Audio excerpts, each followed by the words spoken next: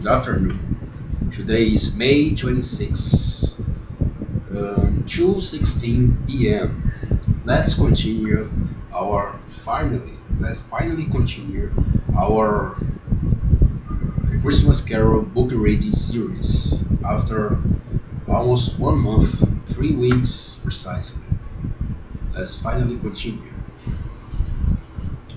He looked about in the very He looked about in that very place for his own image, but another man stood in his accustomed corner, and thought, and though the and though the clock pointed to his usual time of the day for being there, he saw no likeness of himself among the multitudes that poured in through the porch.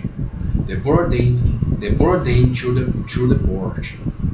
It gave him little surprise, however, for he had been revolving in his mind a change of life, and thought and hoped he saw his newborn resolutions carried out in this.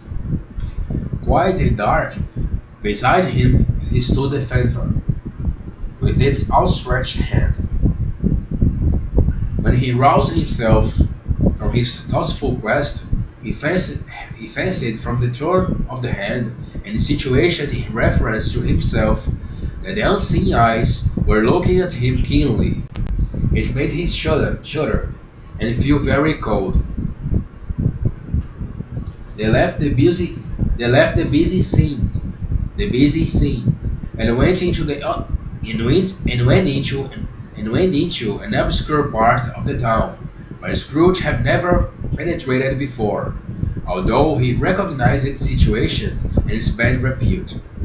The ways were foul and narrow, the shops and houses wretched, the people half naked, drunken, slipshod, ugly. Alleys and archways, like so many cesspools, disgorged their offices of smell and dirt and life upon the straggling streets, and the whole quarter reeked with crime, with filth and misery. Far in this den of infamous resort, there was a low-browed, beetling shop, below a penthouse roof, where iron, old rags, bottles, bones, and great offal were bought.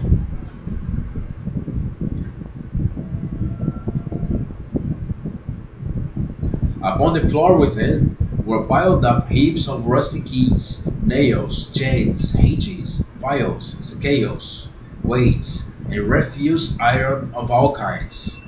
Secrets the field liked to scrutinize were bred and hidden in mountains of unseemly rags, masses of corrupted fat, and sepulchres of bones. Sepulchres of bones. Sitting in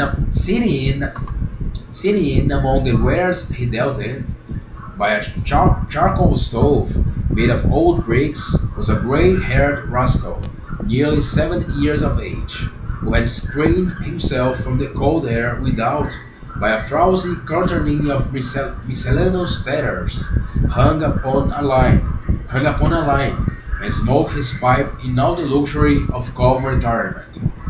Scrooge and the Phantom came into the presence of this man, just as a woman with a heavy bundle slunk into the shop. But she had scarcely entered when a, but she had scarcely entered when another woman, similarly laden, came in too, and she was closely followed by a man in a faded black, who was no less startled by the sight of them than they had been upon the recognition of each other.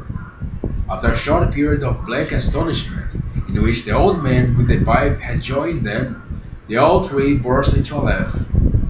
Let the, let the charwoman alone to be the first, cried she who had entered first. Hello, Moto.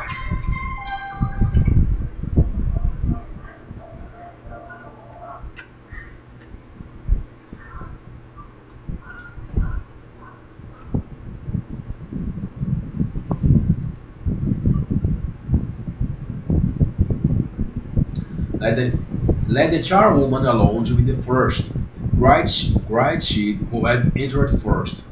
Let the laundress alone to be the second, and let the undertaker's man alone to be the third. Look here, old Joe, Here's a chance. If you haven't all three met here without if you haven't all three met here without meaning it, you couldn't have met in a better place, said old Joe, removing his pipe from his mouth. Quiet. Come into the parlor. Come into the parlor. You were made free of it long ago, you know. And the other two ain't strangers. Stop till I shut the door of the shop. Ah, how it screams. There ain't such a rusty bit of metal in the place as its own hinges, I believe. And I'm sure there's no such old bones here as mine. Ha ha. We're all suitable to our calling. To our calling. We're all well matched. We're well matched. Come into the parlor. Come into the parlor. Into the parlor they went. The parlor was space behind the screen of rags. The old man raked the fire together with an old stair rod, and having trimmed his smoky lamp, for it was night, with the stem of his pipe, lá ele, put it in his mouth again, lá ele de novo. While he did this, the woman who had already spoken threw her bundle on the floor, and sat down in a flaunting manner on a stool, crossing her elbows on her knees, and looking with a bold defiance at the other two. What odds then? What odds, Mr. Dilbert? Said the woman. Every person has a right to take care of themselves. He always did. That's true indeed, said the laundress. No man more so. Why then, not stand staring as if you was afraid, woman? Who's the wiser? We're not going to pick holes in each other's skulls, I suppose. No, indeed, said Mrs. Dilbert and the men together. We should hope not. Very well then, cried the woman. That's enough. Who's the worse for the loss of a few things like this? Not a dead man, I suppose. No, indeed, said Mrs. Dilbert, laughing.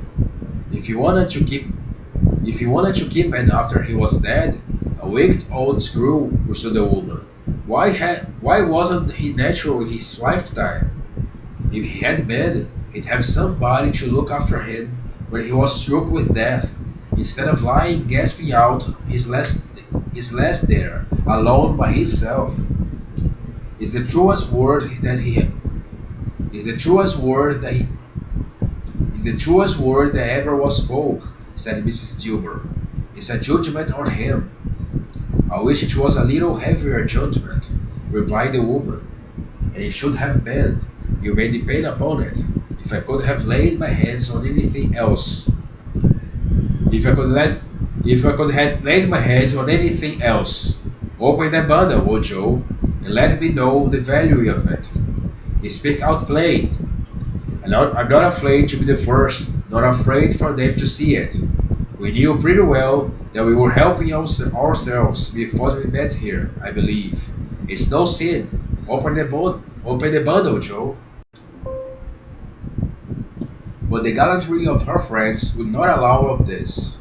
And the man in faded black, mounting the bridge first, produced his plunder, which was not extensive. A seal or two, a pencil case, a pair of sleeve buttons, and a brooch of no great value were all. They were severally examined and appraised by old Joe. They were severally examined and appraised by old Joe, who chalked the sums he was disposed to give for each upon the wall, and added them up into a total when he found there was nothing more to come. That's your account, said Joe, and I wouldn't give another sixpence if I was to be boiled for not doing it. Who's next? Mrs. Gilbert was next. Sheets and towels, a little wearing apparel, 2 old-fashioned silver teaspoons, a pair of sugar tongs, and a few boots. Her account was stated on the wall in the same manner. I always give too much to ladies. It's a weakness of mine, and that's the way I ruin myself, said old Joe. That's your account. If you ask me for another penny, and he made it an open That's your account. If you ask me for another penny, and made it an open question, I repent for being so liberal and knock off all half a crown. And now undo my bundle, Joe, said the first woman.